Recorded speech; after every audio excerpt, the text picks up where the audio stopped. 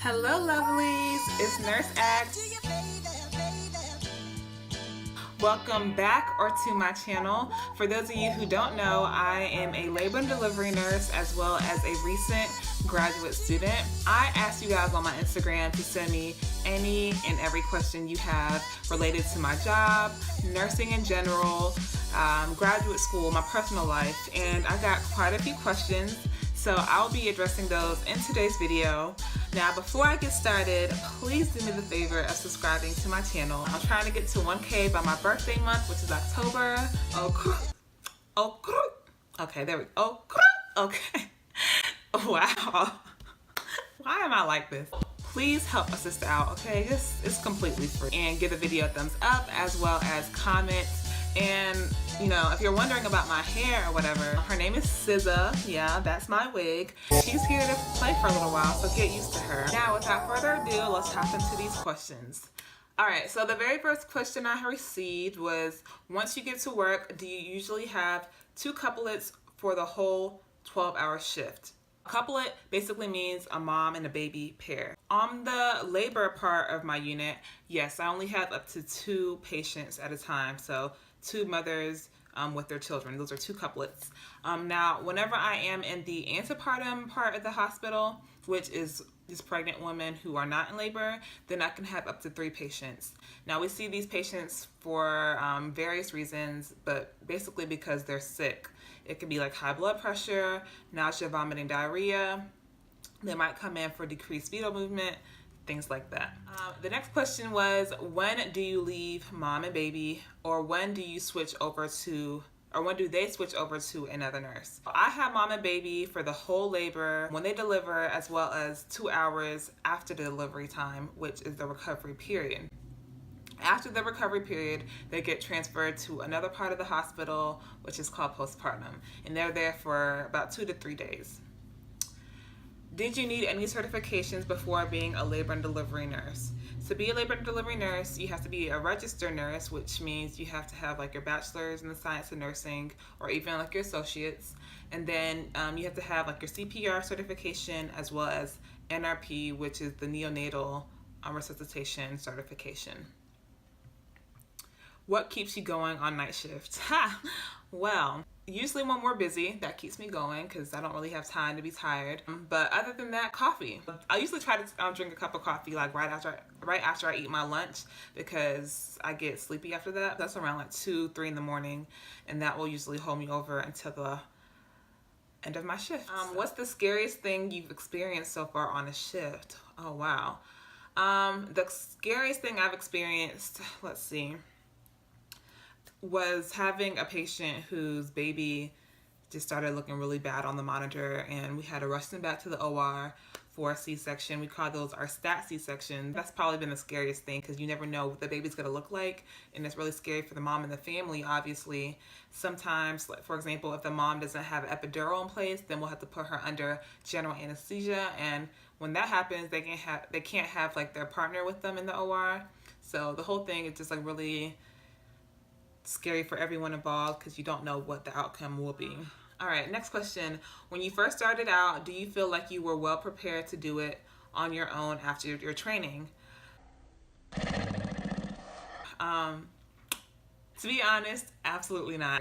I remember talking to my preceptor. I'm like, you really feel like I can do this on my own? Like, you feel like I'm safe enough to do this? And she's like, Aggie, you're gonna be fine. Like, I believe in you. Like, you are gonna be fine. You'll start feeling more comfortable as you continue to work. But I felt like I had to fake it until I made it for up to like a year, basically. I didn't feel scared going into work. I know some new nurses feel like frightened going into work. I didn't feel that, but I was just like, my preceptor says that I'm good, then I guess I'm good. I'm just gonna pretend like I'm good and just do my best to be safe and practice safe care. That was the key for me. How long did it take you to feel comfortable being a nurse? So I would say about 1 year. At the 1 year mark, I started feeling like, okay, I know what I'm doing. That might seem like a long time, but it goes by really fast. And I mean, even during that second year, I still felt like unsure about a couple of things, but I felt a little bit more confident. I felt more comfortable doing my job. I had to ask less questions. I felt more familiar with the computer system and where things were. So yeah, I would say up to a year. How did you become a doula? Do you still act as one? So I became a doula through my university's hospital, women's hospital. They had a volunteer doula program. And to answer your question, do I still act as a doula? Technically, no, but yeah, kind of, because I'm a labor and delivery nurse. So I am acting as a support person, but I don't get to spend as much time as, I would like with the mom, because I have other patients to take care of and have charting to do. So I'm not by that mom's side throughout the whole labor, but I am supporting her nonetheless. Tips for new labor and delivery nurses. One is to be patient. You will be getting a lot of emotions thrown at you. Moms are in pain during labor. That is part of the process and it's completely natural. So they might snap at you. They might be short with you. Don't take it personal. Just accept it and it is what it is. Also, make sure you incorporate the family into the labor process. Oftentimes, like the husband or the partner, they don't really know how to support that mom. So just like give them some tips on how to massage her back or apply counter pressure to relieve that back labor pain. Just being by her side throughout it all. Just sometimes they just need their presence. Also, just make sure you always advocate for your patient. The next question is, are you a family nurse practitioner or midwife student? And can you do both? I am right now a family nurse practitioner student. However, at the end of my program, I will be a nurse midwife student. Now, let me explain. The program I'm doing is not a dual specialty program, which means the specialty classes are not intertwined.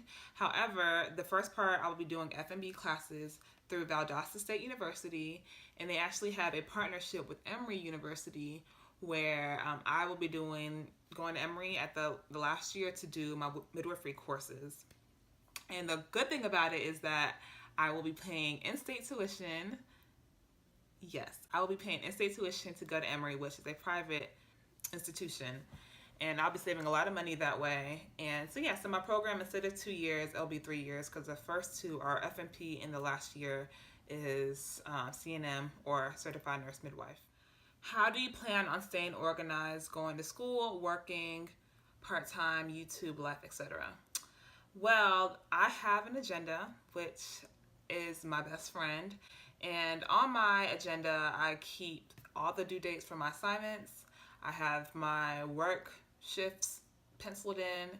And I also have when I plan on like filming my videos and like all my extracurricular activities and stuff. I definitely encourage you to get one, whether you're in school or not, just so you can just stay organized. A planner is really good.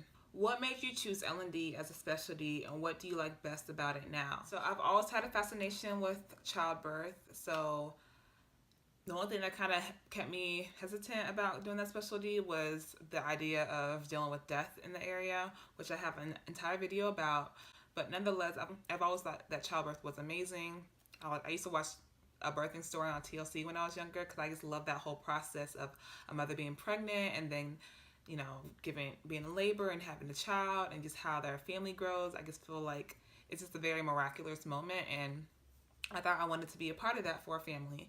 And then what do I like best about it now is still that. It's just being there, seeing the mom and the father of the baby or the family of the baby, just their reaction when the baby's born, and kind of how like all the pain the mama was going through, all the worries they had, kind of just goes out the window really once they see that beautiful little face. And it's just really special to be a part of that whole experience for that family. I feel very honored.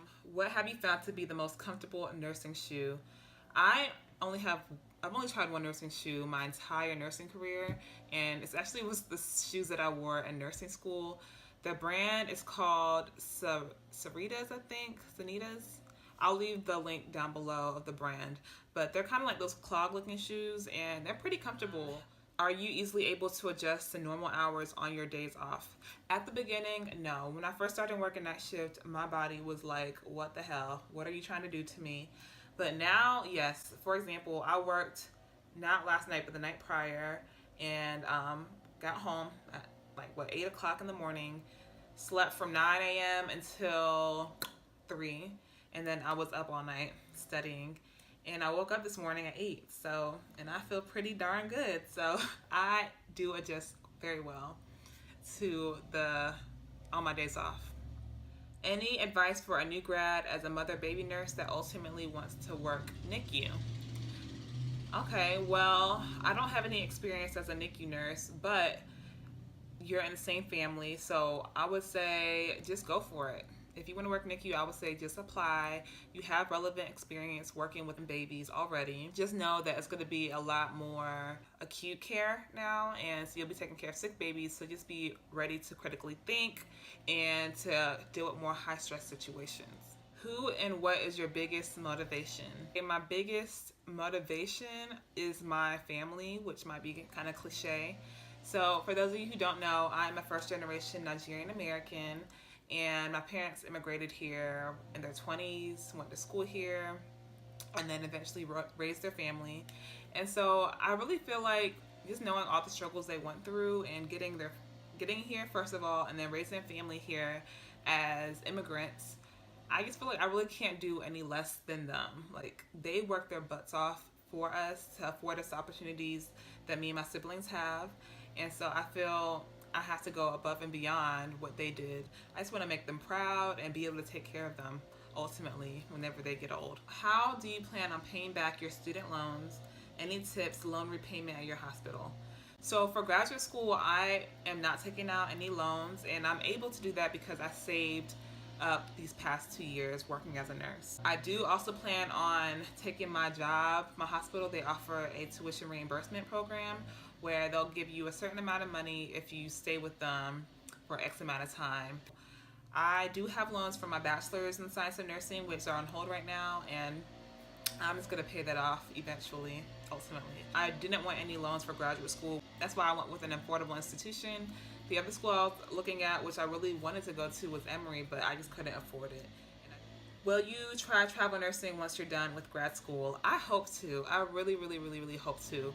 I think once I finish graduate school and after I do the board exams, I would like to do travel nursing for at least one assignment, which is 3 months. And then I will hopefully have a job by then as a nurse midwife. How do you schedule time off to go on your trips? So with nursing and working at a hospital, it's really nice because you only have to work 3 days a week. So that leaves you with 4 days off. So if I want to go abroad or if I want to travel for a long period of time, I can easily schedule myself to work Sunday, Monday, Tuesday, leave Wednesday for my trip, and then come back that following Wednesday to work Thursday, Friday, Saturday. So that's what I did not too long ago. Actually, I went to London and Amsterdam, which I have a vlog about that on my channel if you want to check it out. And then how do you plan your trips abroad? How much money do you save up? Well, it depends on where I'm going. When I went to London, for example, I stayed with a friend, so I didn't have to worry about paying for housing, which was really nice. And then all I had to do was pay for my plane ticket and for food. So a plane ticket costs about $800 to $900, and every month I save an X amount of money up. So all my savings, I kind of have leisure to do whatever I want with it, and that's kind of how I pay for my trips, is through my savings. So I think that's it for the questions. If you all have any other questions, then please leave them down below, and I would be happy to do a future Q&A. I will see you guys on the next video. Bye.